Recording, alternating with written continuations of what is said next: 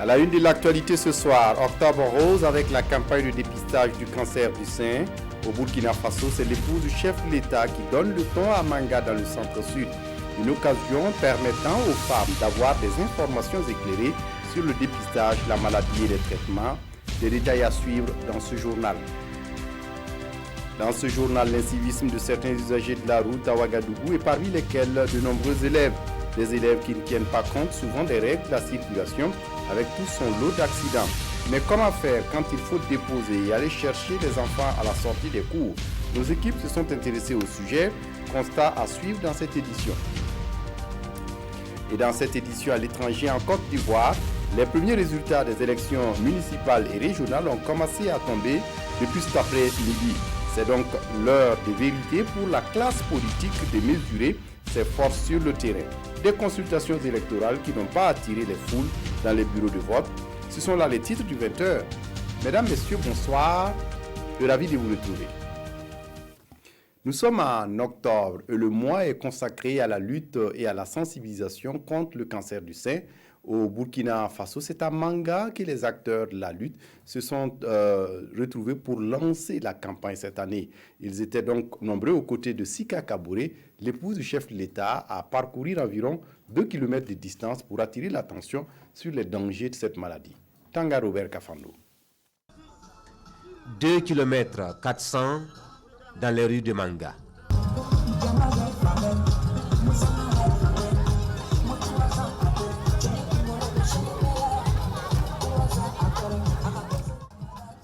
Celle qui tire le peloton, la première dame Sika Kaboré, présidente de la fondation Kimi, engagée dans la lutte contre le cancer du sein au Burkina Faso. Le cross populaire, c'est pour dire aux femmes qu'il faut faire du sport. Le fait d'être sédentaire constitue un des facteurs qui peuvent justifier la venue du cancer.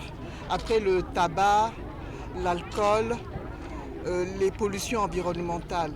C'est un peu la signification que je donne à ma participation à ce cross d'aujourd'hui, qui constitue en même temps le lancement de la semaine du ruban rose à Manga.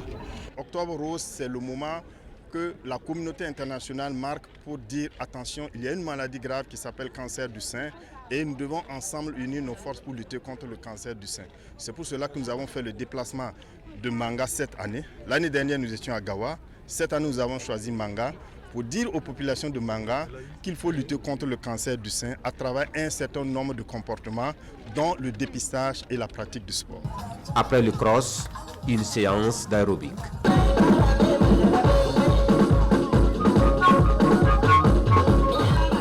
La semaine du ruban rose est à sa 7e édition et le lancement a connu la participation des hommes venus apporter leur soutien, comme pour dire que la lutte contre le cancer du sein est l'affaire de tous. Une autre campagne qui mobilise l'épouse du chef de l'État burkinabé, c'est celle de réparation de bec de lièvre, une campagne qui s'est achevée dans ce mois d'octobre après 2 semaines d'activité. L'opération a permis de prendre en charge une trentaine d'enfants souffrant de cette maladie. Aruna Mare. Du sourire pour ces enfants souffrant de bec de lièvre. Jadis stigmatisés pour leur pathologie, ces enfants sont pris en charge gratuitement à la nouvelle clinique de santé de Ouagadougou. Une intervention qui redonne vie à ces enfants et surtout de la joie à leurs géniteurs. Ce sourire, ces enfants le doivent à l'ONG américaine Smile Train et ses partenaires. L'idée, c'est de faire en sorte que chaque enfant qui naît avec le bec de lièvre puisse avoir l'opportunité de sourire et d'être productif. Pour Sika Kaboré, épouse du chef de l'État, les parents de ces enfants pris en charge sont désormais des ambassadeurs auprès des familles. Des relais qui permettront de lutter contre les préjugés. Guérir du bec de lièvre est possible et sur place. De façon générale, les interventions se sont bien déroulées. Nous n'avons enregistré aucun incident. À l'endroit des parents, c'est vraiment une invitation aux parents pour qu'ils puissent envoyer leurs enfants pour qu'ils soient pris en charge. Nous avons opéré pour l'instant 34 patients à raison de 6 par jour. Et hier, on en a fait 4, donc ça fait 34. On peut en guérir parce qu'il faut juste un coup de bistouri, comme l'a dit si bien la première dame. il faut parfois juste 30 minutes quand c'est une fente labiale incomplète et qui peut aller jusqu'à 1h30 pour les cas les plus complexes. Donc oui, effectivement, on peut en guérir et on en guérit. On réussit la bataille de la sensibilisation. Cynthia Sankara, la Miss Bourkina 2018, s'y engage aux côtés de Smile Train et d'autres bonnes volontés pour offrir aux enfants un mieux-être. Les portes de la clinique restent toujours ouvertes pour la prise en charge gratuite d'autres enfants atteints de bec de lièvre. Dans la région des Hauts-Bassins, c'est une campagne de vaccination contre la péripneumonie contagieuse bovine et la maladie de Newcastle qui marque l'actualité. Deux maladies qui constituent un facteur limitant le développement de l'élevage de la volaille et des bovins au Burkina. C'est précisément à Founzan, dans le Tuy, que le ministre en charge des ressources animales a procédé au lancement de cette campagne. Karim Sissé. À travers cet acte, le ministre des Ressources animales et halieutiques donne ici à Founzan le top de départ de la campagne nationale 2018-2019 de vaccination contre la péripneumonie contagieuse bovine et la maladie de Newcastle. Ces deux maladies constituent le principal facteur limitant le développement de l'élevage de la volaille et des bovins au Burkina Faso. Et pour cette campagne, l'objectif est de vacciner 60% de l'effectif du cheptel national. Cet objectif est à portée de main pour la simple raison que de 2016 à 2019, nous avons pu passer de 41% à 52% de taux de couverture. Donc ça nous laisse croire que passer de 52% à 60% de taux de couverture, c'est normalement à portée de main. Parce que c'est 8 points de plus qu'il faut. Alors que l'année passée, nous avons pu faire 11 points de plus. Pour atteindre cet objectif, le gouvernement a subventionné les produits de vaccination. Et il est prévu une vaste campagne de sensibilisation de la population. Nous avons d'abord, c'est en gros, mais c'est que les relais font à 50 francs la poule, par exemple. Bon, 50 francs, c'est subventionné par le gouvernement, sinon c'était plus cher. Mais nous avons subventionné de sorte pour permettre, en tout cas aux ménages vulnérables, de pouvoir vacciner. La perte, comme je l'ai dit tout de suite lors de mon intervention, c'est effectivement demander, sensibiliser à ce qu'on vaccine les animaux et la volaille. Parce que vous savez, quand vous prenez la maladie de Newcastle, c'est-à-dire la maladie des volailles, quand ça rentre dans votre élevage, ça peut aller jusqu'à 100% de pertes. À cette cérémonie, les meilleurs agents du ministère des Ressources animales et halieutiques sont récompensés. Des prix qui visent à les galvaniser dans leurs tâches quotidiennes. En politique, le Front patriotique pour le renouveau FPR, une nouvelle formation politique au Burkina, ne veut pas être en marge de la question de gouvernance politique, mais aussi celle sécuritaire. Ce samedi 13 octobre, il a convoqué la presse pour donner sa vision de la situation nationale. Ismaël Paré. C'est un rendez-vous avec la presse pour parler de gouvernance politique au Burkina Faso. Le Front patriotique pour le renouveau FPR estime que le contexte sociopolitique du pays l'oblige à se prononcer sur certaines questions du moment, notamment la question sécuritaire. Au Burkina Faso, en ces jours difficiles sur presque tous les plans, le peuple qui a droit à la sécurité a également besoin de réconfort et de quiétude. À travers cette conférence de presse, le FPR dit jouer sa partition pour une meilleure gouvernance politique au Burkina Faso. Selon le parti, il faut interpeller les dirigeants actuels à prendre des décisions fortes. Le départ des ministres en charge de la défense, et nous insistons, celui de la sécurité en plus. La création d'une unité CEP, une force civile opérationnelle en matière de renseignement, en vue d'appuyer efficacement et loyalement les forces de sécurité dans leur combat sur le terrain. La prise de mesures idoines en vue d'alléger et de soutenir les familles civiles touchées par les attaques dans la même logique que celle des militaires et paramilitaires. Le renforcement des capacités opérationnelles des forces de défense et de sécurité en matière de renseignement. Le renforcement et l'adaptation des équipements de combat militaires et paramilitaires aux nouvelles technologies et exigences. Le rendez-vous de Bobo Dioulasso du FPR est aussi mis à profit pour avoir des échanges francs avec ses militants à travers une conférence publique. L'occasion est aussi belle pour le parti de réitérer son soutien aux forces de défense et de sécurité. L'Union démocratique burkinabé pour la Renaissance a quant à elle effectué sa rentrée politique ce 13 octobre à Signari dans l'Oubitenga. Là également, la question sécuritaire a dominé les débats. Le parti compte ainsi contribuer au débat à travers des concertations avec ses militants, mais aussi avec la population. C'est une partie de la mouvance présidentielle. Lassina Ouattara, Adama Koulibaly. La situation sécuritaire nationale est la question au centre de la rentrée politique de l'UDBR, l'Union démocratique burkinabé pour la renaissance, tenue à Zignaré. À travers cette thématique, l'UDBR entend recueillir les contributions des populations dans la lutte contre le terrorisme. Face à des adversaires invisibles, à des ennemis invisibles, il nous est très difficile de pouvoir entreprendre n'importe quel projet qui puisse nous permettre d'aller vers un développement. Ce qui nous réunit ce matin, quelles sont les causes de l'insécurité au Burkina Faso? On va me dire, comme on ne revendique jamais, est-ce qu'on peut savoir les causes? Les causes existent. Quelles sont les solutions que nous allons proposer? En deux groupes. D'autres vont réfléchir sur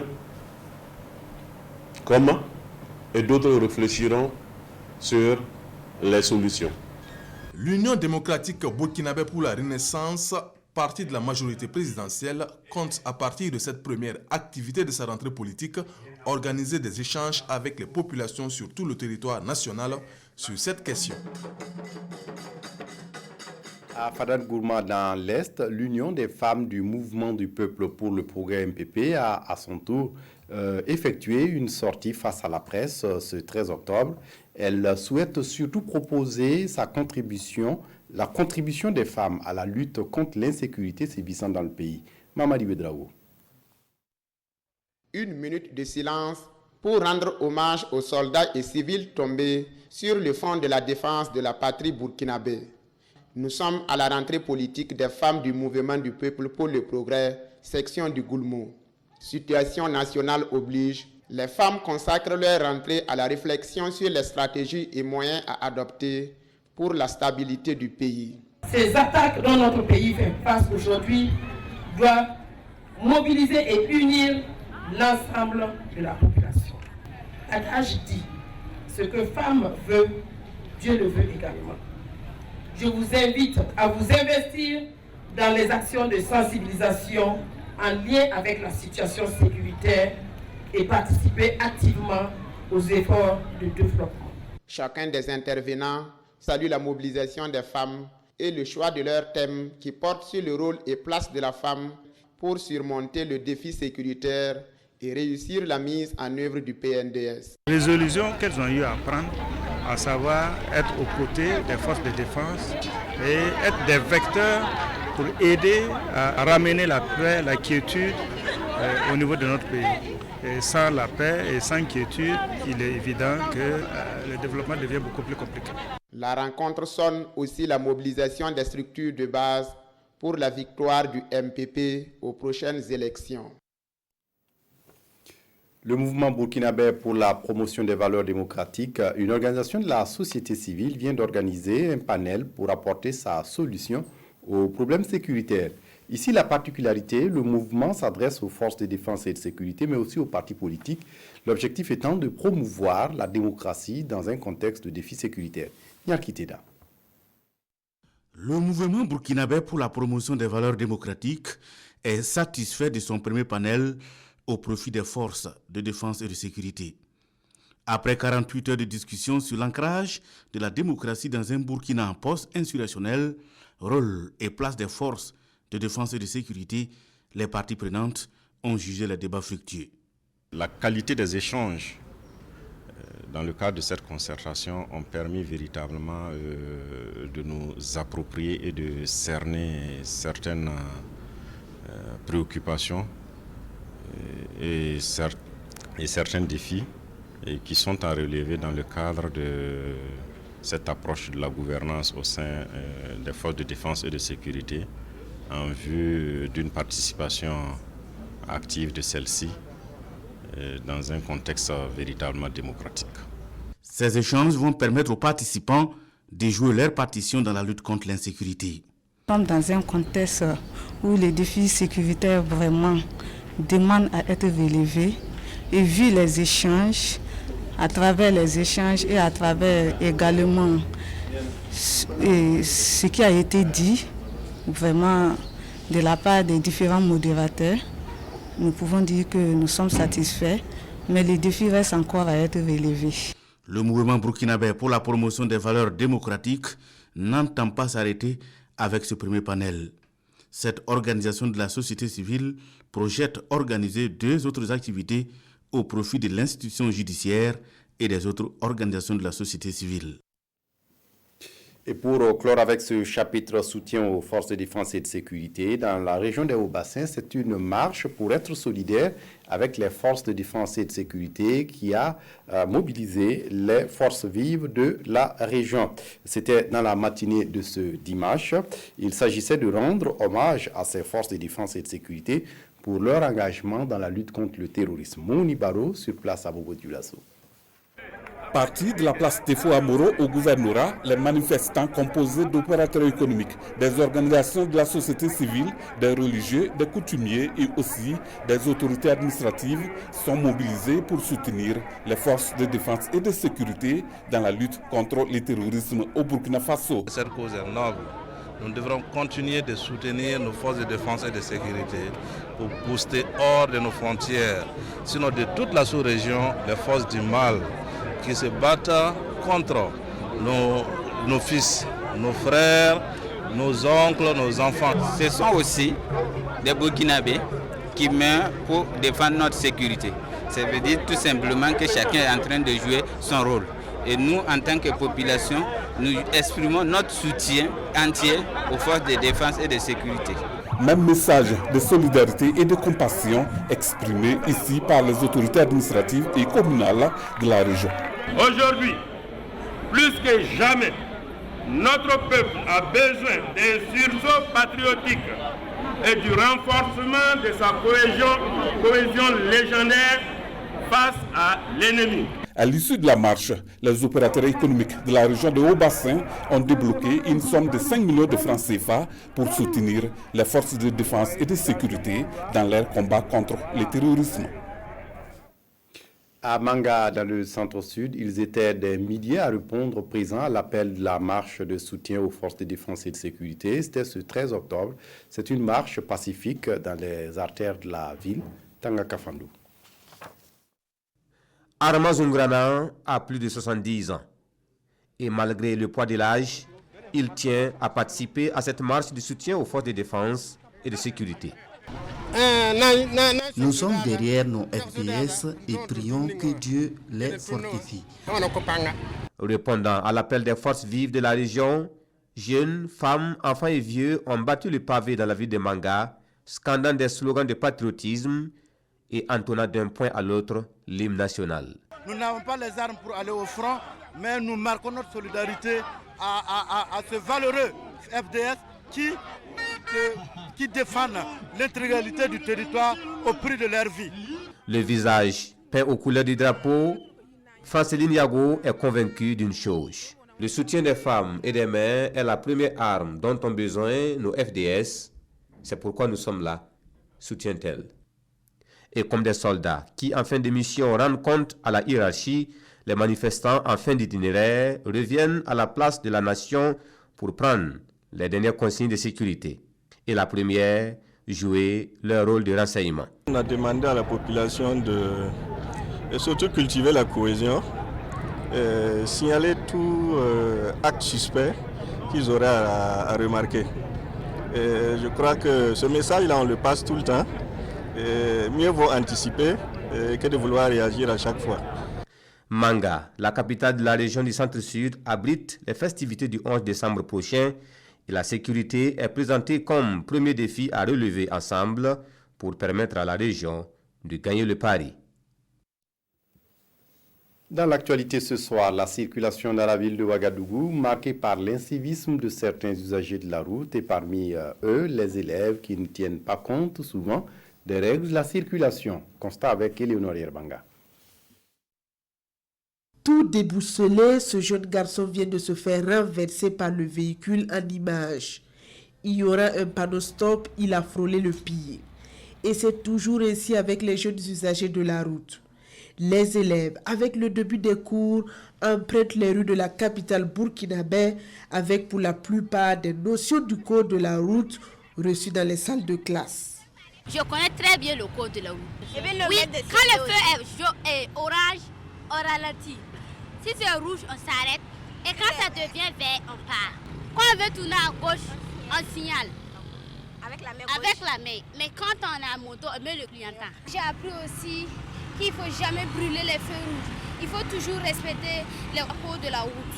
Cependant, le code de la route, loin d'être maîtrisé, est souvent rangé dans les sacs d'école avec les livres. Non-respect de feux tricolores, causerie entre camarades et même une tentative d'utilisation d'écouteurs à deux sont les comportements de certains élèves dans les rues de Ouagadougou. Ah, ça, ce n'est pas du tout bien. Notre professeur nous a dit que si on circule, on ne doit pas marcher à trois temps de causer ou bien de manger sur la route. Ça, ce n'est pas bien. Souvent, je respecte, mais souvent, quand je suis en retard, c'est quand même difficile. Une situation que déplorent les usagers aguerris de la route. Les élèves ne circulent pas parfaitement parce que bon, y a d'autres qui ne savent pas s'arrêter au feu de tricolore et puis il y a d'autres aussi qui circulent là où les véhicules doivent circuler. Donc ensemble, bon, ça perturbe la circulation. Et pour eux, les responsabilités quant au comportement des élèves sont partagées. Ça se trouve au niveau des parents, mais y compris aussi les élèves eux-mêmes. Parce qu'en tant qu'élèves, ils apprennent à l'école, ils sont éduqués et il est de leur devoir normalement de savoir comment est-ce qu'il faut rouler sur la voie. Pour chaque citoyen interrogé, des actions doivent être menées pour sensibiliser davantage les élèves. Je dois leur dire qu'il ne faut jamais brûler le feu rouge et quand on voit un panneau stop, il faut toujours respecter ce panneau stop. Il faut des pistes cyclables. Et puis des passages piétons ou des passages à vélo, plus de signalisation en fait. Chaque enfant, chaque élève ne doit pas faire de n'importe quoi sur la voie. Lorsque tu te mets sur la voie, on roule selon les codes pour pouvoir rentrer sain et sauf. Les parents d'élèves donc, les élèves eux-mêmes, les usagers de la route et les autorités gouvernementales doivent travailler ensemble pour accompagner les élèves dans leur quête du savoir. Et dans tout cela, comment assurer la présence des enfants à l'école? Il faut les déposer et aller les chercher à la sortie des cours, ce qui n'est pas souvent évident pour beaucoup de parents. Cela nécessite une bonne organisation. Et comment concilier alors le travail et ce devoir d'aller chercher son enfant à l'école? On essaie de comprendre avec Oscar Soulama et Estelle Judith Tassokwa.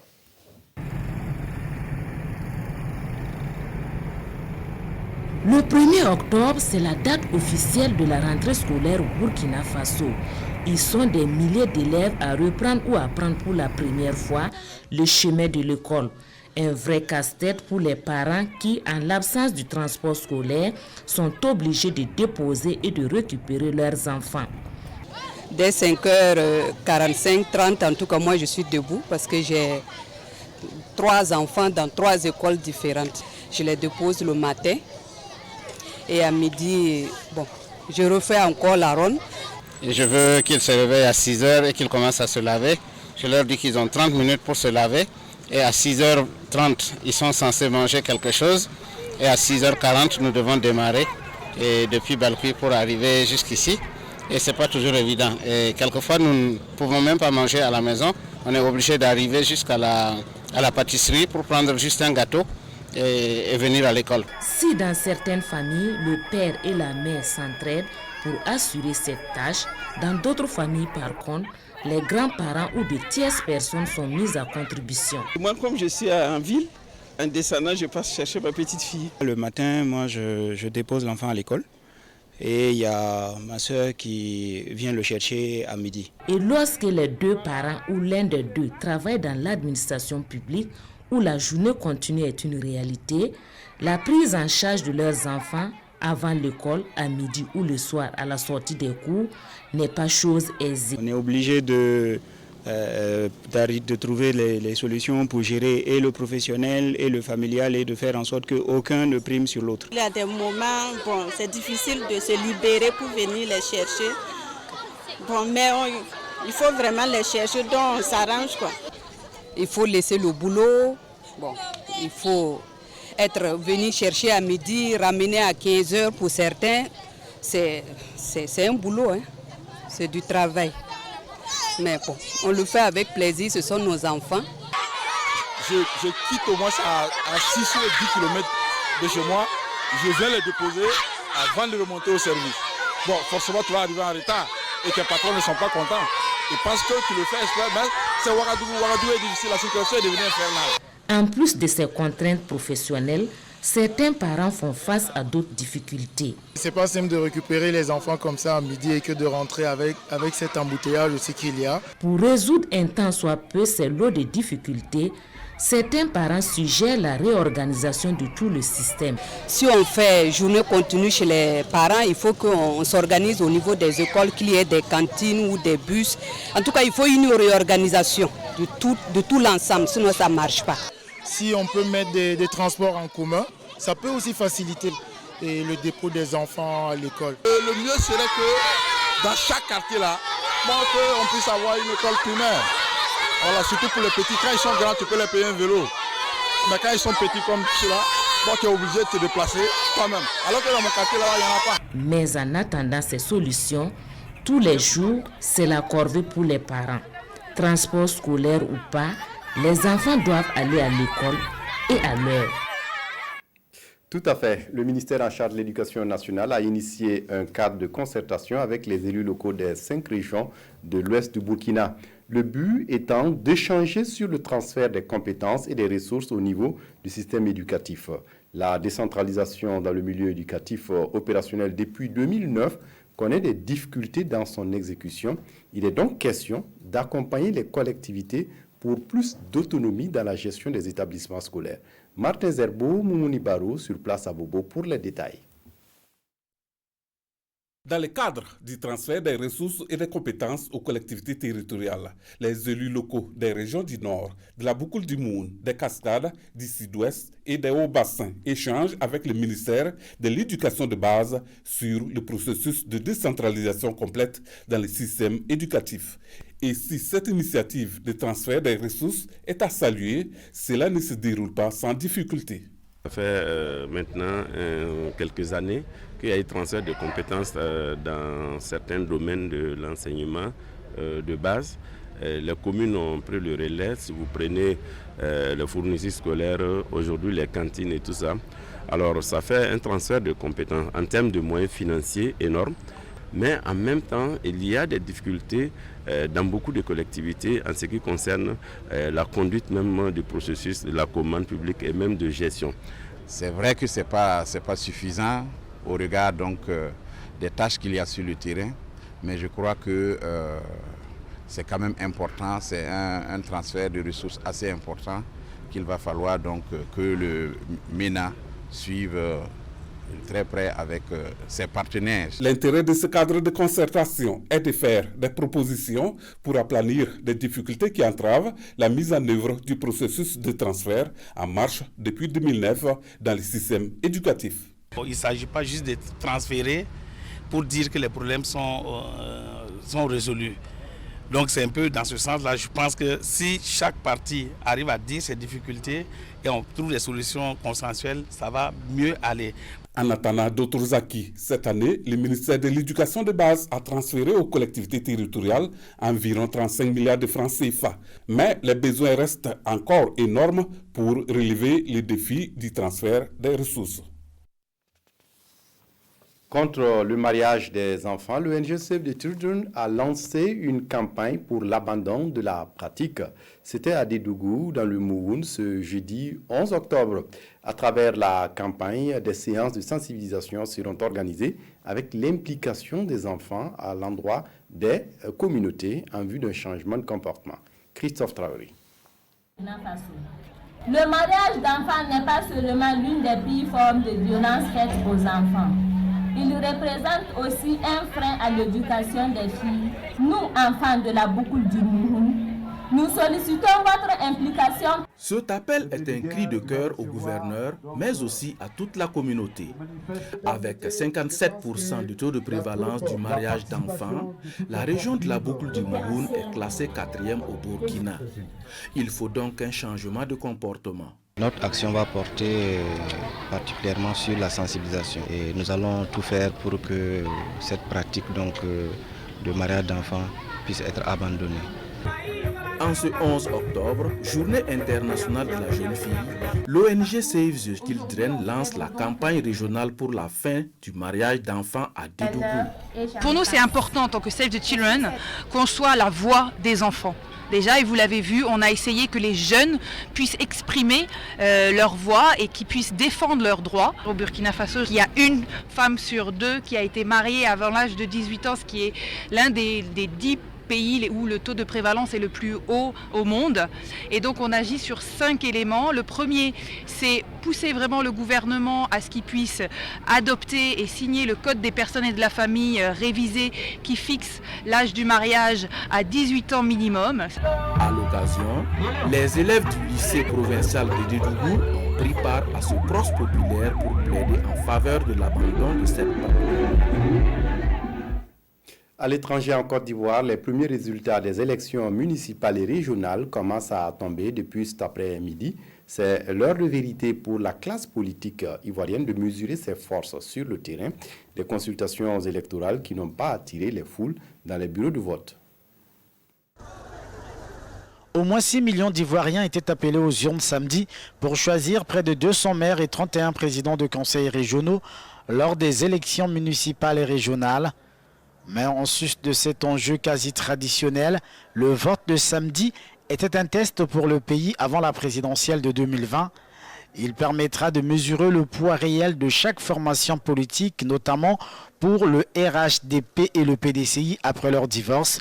Les deux partis s'affrontaient dans plusieurs communes.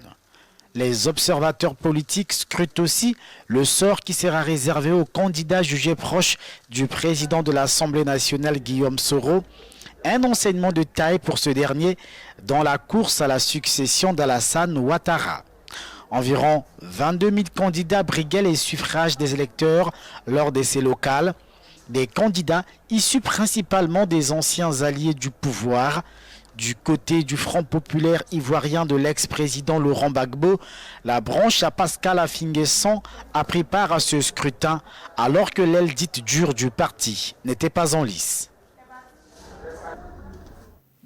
Dimanche Sport, ce soir, c'est avec Lassina Sawadgo. Lassina, bonsoir. Bonsoir, Fousseni Kindo. On commence par la victoire hier des étalons en football pour la 3e journée des éliminatoires CAN 2019 qui va se jouer au Cameroun. Oui, il faut commencer par cette information, Fousseni Kindo. C'est vrai que les étalons avaient perdu en Mauritanie, on se rappelle, ils avaient obligation de se reprendre hier du côté du stade du 4 août. On va d'ailleurs voir les images. Ils sont allés très vite, Fousseni, dans cette rencontre, parce que dès la 4e minute déjà, Jonathan Putrapa trouvait donc l'ouverture du score sur cette action. Grâce donc à ce but, les étalons rentraient bien dans ce match et bien sûr pouvaient souffler parce que vous savez que le stade du 4 août, c'est un stade tout particulier. Deuxième but à la 47e minute, grâce cette fois à Banou Diawara sur un coup de pied arrêté. L'ancien joueur donc du Racing Club de Bobo Dioulasso permet aux étalons de faire le break 2-0 et puis le 3e but Fousseni, c'est cette action de Abdou Razak Taouri qui nettoie la lucarne du portier botswanais, 3-0. Les carottes étaient bien cuites et les étalons ont bien fini cette rencontre et désormais reprennent la première place de ce groupe I avec 6 points et un goal à virage de plus 3. Rappelons que donc l'Angola est 2e avec aussi 6 points et la Mauritanie aussi 3e avec aussi 6 points. Donc un ménage à 3 pour 2 places qualificatives pour la prochaine Coupe d'Afrique des Nations qui aura lieu jusqu'à présent, sauf changement du côté du Cameroun. Oui, et Lassina, juste après ce match, vous avez eu la réaction de certains acteurs. Oui, Fousseni, quelques acteurs ont bien voulu s'exprimer donc à notre micro à l'issue de cette rencontre, avant surtout de regagner leur hôtel parce qu'ils devaient donc prendre le vol à partir de 23h pour rejoindre le Botswana. On va écouter les différents acteurs, à commencer par l'entraîneur de cette équipe, Paulo Duarte. C'était mon joueur.